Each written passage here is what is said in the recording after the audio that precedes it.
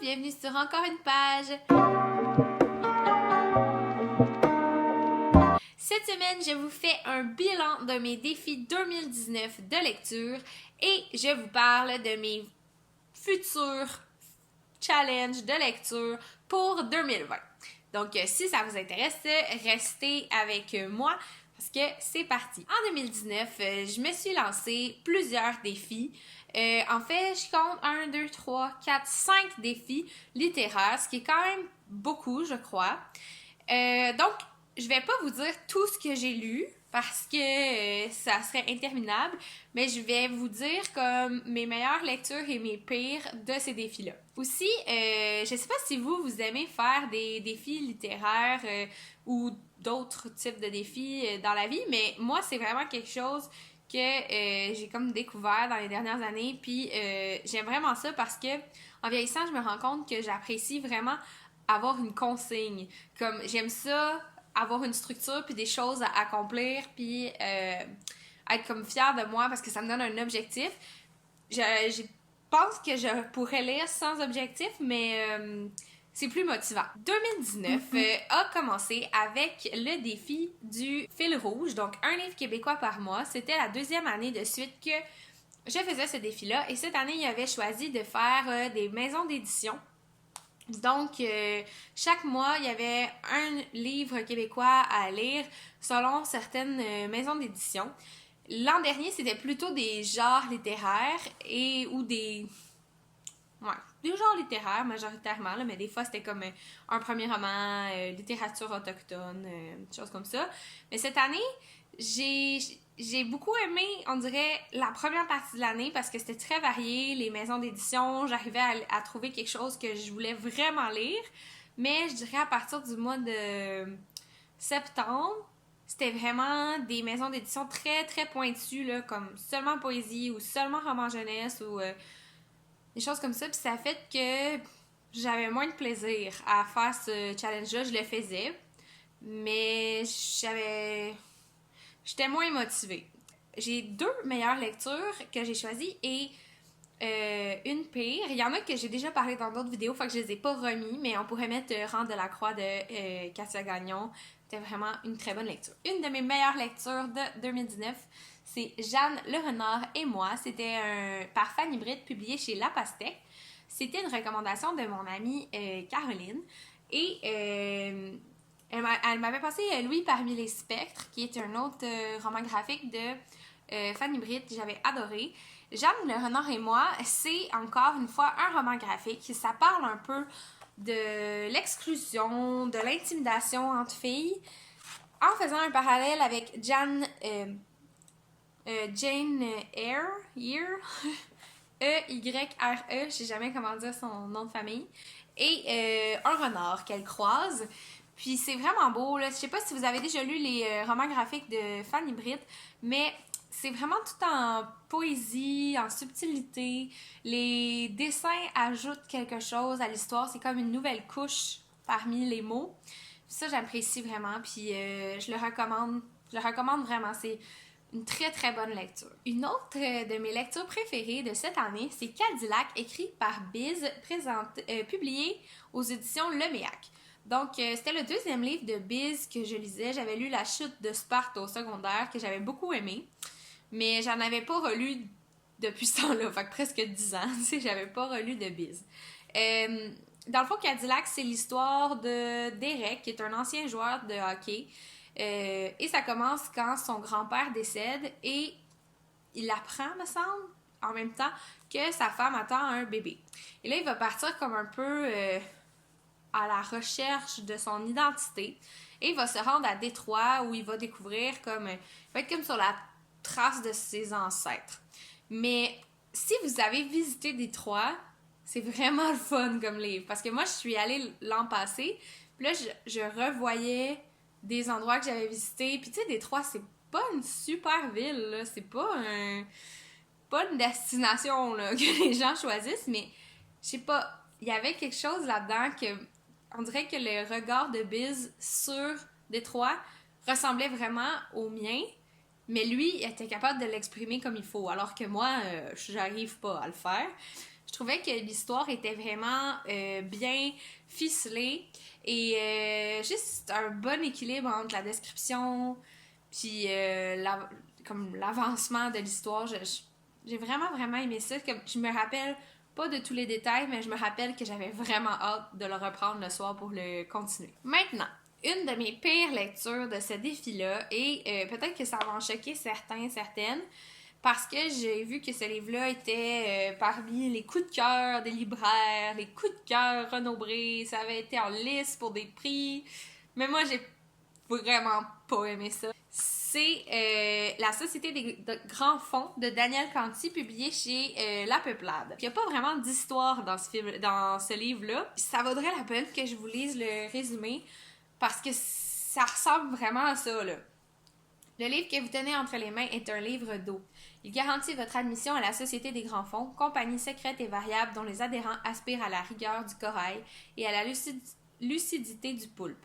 Ces récits tressés de lumière, traversés par les courants du souvenir, plongent dans une temporalité fluide et perméable, proche de celle du rêve, une dérive ancrée au monde et au cœur de soi.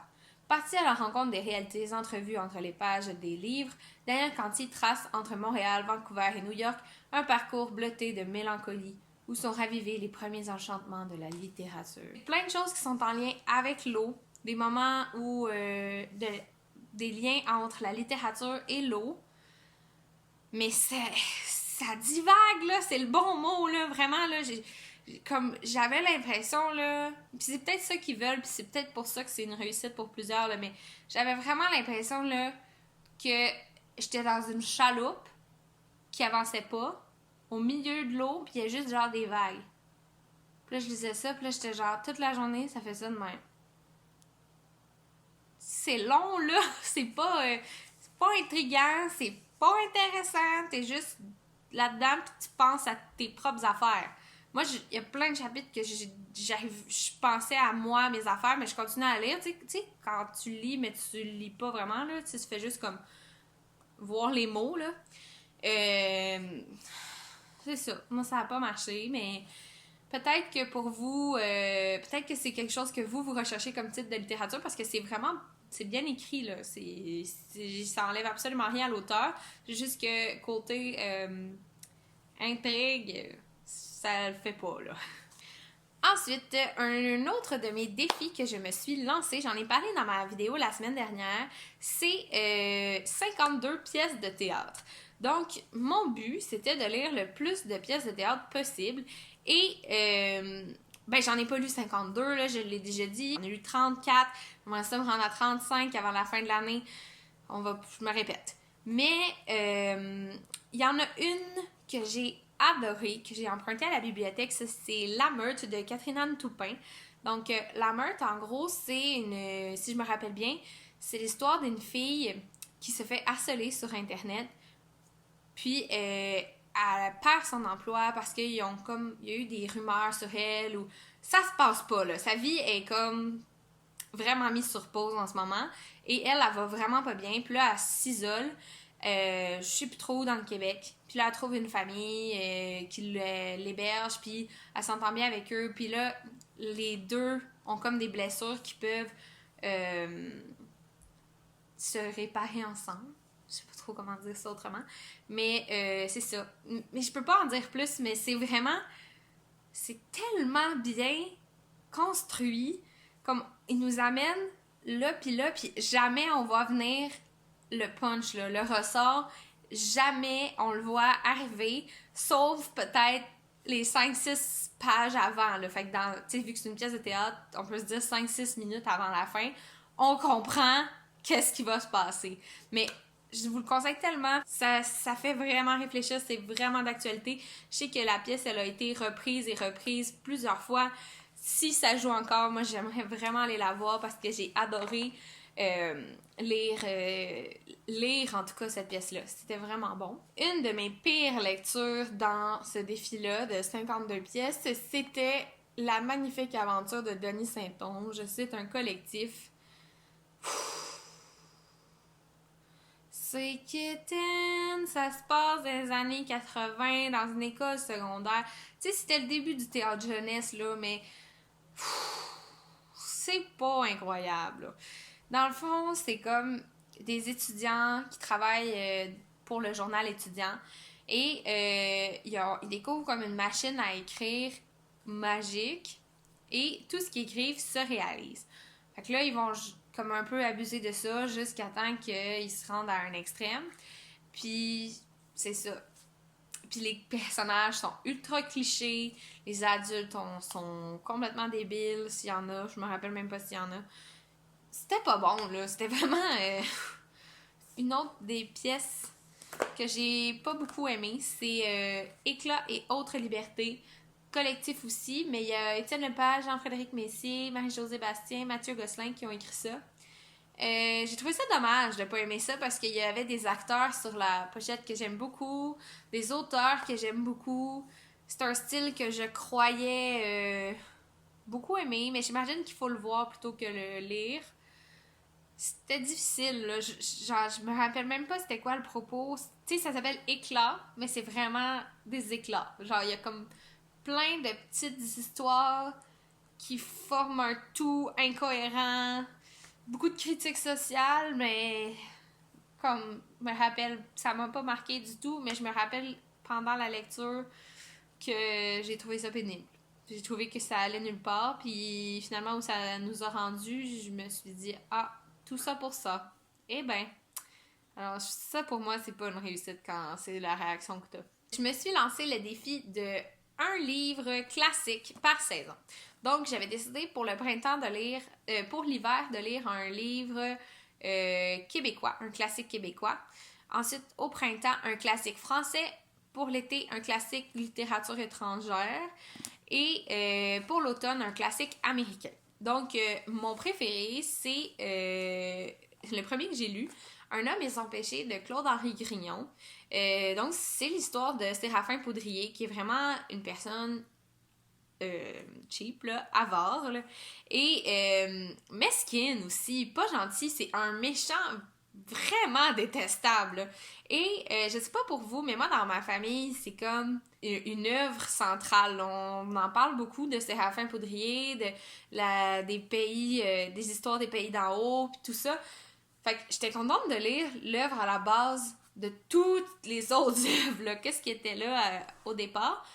Puis c'est vraiment bon. Comme ça c'est pas ça fait pas livre de cégep que t'es obligé de lire là, tu sais, des fois il y a des livres québécois que tu lis puis tu dis ah ça avait été étudié au cégep. Il y a pas grand-chose de il y a plein de choses à analyser mais côté lecture on repassera. Plaisir de lire, mais ça c'est vraiment bon. Fait que je le conseille, c'est si vous voulez le lire, ça doit pas être bien cher là, c'est quand même une très vieille œuvre. Ma pire, je vais pas m'éterniser là-dessus, vous devez vous en douter, c'est 1984 de George Orwell. Parce que c'était pas mon style, c'était pas quelque chose qui me parle, puis c'était vraiment trop dense. Fait que ça, c'était ma pire lecture de ce défi-là. J'ai participé au Pumpkin Autumn Challenge et j'ai lu les 13 livres que je m'étais dit que je voulais lire pour ce défi-là. L'autre défi que je m'étais donné pour 2019, c'était l'objectif Goodread. Donc, si vous n'êtes pas sur Goodread, c'est une plateforme où on peut rentrer nos lectures, puis on peut échanger, là, mais moi, j'échange pas vraiment sur Goodread. Et à chaque année, tu peux te fixer un nombre de livres que tu aimerais lire. Tu peux aussi te faire des tablettes selon les défis que tu fais. Ou selon, peu importe, là, tu sais, science-fiction, horreur, tu peux classer tes livres comme tu veux. Et moi, le nombre de livres que je m'étais fixé pour 2019, c'est 60 et je suis rendue à 83, donc largement dépassée. J'aimerais, d'après moi, d'ici la fin de l'année, je devrais être rendue à 85, 86, 87, là, dans ce coin-là, donc je serais très satisfaite de mon nombre de livres lus, mais en même temps, c'était pas vrai, tu sais, je m'étais pas mis la barre haute parce que avec tous les défis que je m'étais mis, je me disais c'est impossible que je l'atteigne pas là, ou sinon je vais juste tout pas réussir. Fait que bref, je suis vraiment contente, je pense que c'est l'année de ma vie adulte où j'ai le plus lu. Fait que bravo à moi. Maintenant pour 2020, c'est une année où j'ai envie de la prendre plus en douceur, tu sais, moins de stress sur des nombres de livres à lire, des catégories à respecter, des choses comme ça, j'en veux plus ou j'en veux moins. Justement, Challenge Goodreads, je vais le fixer à 70. 70, je crois que c'est quand même, c'est un bon niveau. Ça va me prendre du temps avant de l'atteindre. Puis, je sais pas si je vais le dépasser beaucoup. Parce que je sais pas qu'est-ce qui s'en vient en 2020 pour moi, mais peut-être que j'aurai moins le temps de lire. J'ai envie de faire plus de défis saisonniers comme le Cold Winter Challenge qui va se terminer en janvier. Et j'aimerais aussi refaire le Pumpkin Autumn Challenge à l'automne. J'ai vu aussi qu'il y avait le Blossom Spring Challenge qui est un peu le même genre. Et ça se déroule du 1er mars au 31 mai. Ça m'intéresse aussi, mais je crois pas que je ferais ça à partir du 1er mars parce que pour moi, c'est pas le printemps. Tu sais, au Québec, il y a autant de neige qu'en février, là, fait que je pense que je le ferais peut-être du 1er avril au 31 mai ou du 1er avril au 30 juin. Je m'arrangerai, je verrai bien rendu là. Là, je vous ai parlé de comment ça s'était terminé pour moi, le défi du fil rouge de un livre québécois par mois. Et cette année, je vais refaire ça, mais pas le défi du fil rouge. Donc, c'est un concept que j'ai vu ailleurs sur BookTube, mais je vais le faire avec des catégories que moi, j'ai envie de lire.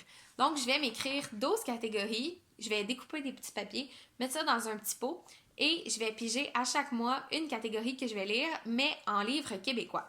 Donc, les catégories que j'ai choisi de mettre dans ce petit pot-là, c'est recueil de nouvelles, essais, jeunesse, roman graphique, thriller, ou horreur, ou roman policier, poésie, biographie, LGBTQ+, historique, non-fiction, classique et amour. La plupart, c'est des catégories que je lis pas, ou très peu. Tu sais, il y en a là-dedans que je sais que j'ai plus tendance à aller vers ça, mais tu sais, faut pas que ça soit juste des affaires que j'aime pas, là, ça va pas être motivant. Puis, j'ai pas mis des affaires que j'aime vraiment pas, là. Tu sais, j'ai pas mis fantasy ou science-fiction. Fantasy, là, ça s'en vient, je pense. Je pense je m'en viens pas pire, mais c'est ça. J'ai mis juste des catégories qui allaient me faire plaisir, puis que ça me tentait de découvrir. Donc, si jamais ça vous tente de faire ce challenge-là, ben vous me direz, on peut faire un hashtag, puis partager nos lectures. Ça serait bien le fun, mais sinon, je vais le faire tout seul dans mon coin, puis il n'y a pas de problème. C'est déjà tout pour mon bilan de lecture 2019, de mes défis 2019 et de ceux qui s'en viennent en 2020. C'était ma dernière vidéo de l'année. Je vais revenir en janvier. Je vais vraiment prendre le temps des fêtes pour décrocher du travail, profiter du temps en famille, avec les amis, avec mon petit mari. J'espère que vous avez apprécié cette vidéo très longue. Laissez-moi un commentaire, partagez la vidéo. Vous pouvez vous abonner, activer la petite cloche là, si vous voulez recevoir des notifications quand je publie des vidéos. Merci beaucoup. Je vous souhaite du succès dans vos projets et dans votre vie et on se revoit en 2020.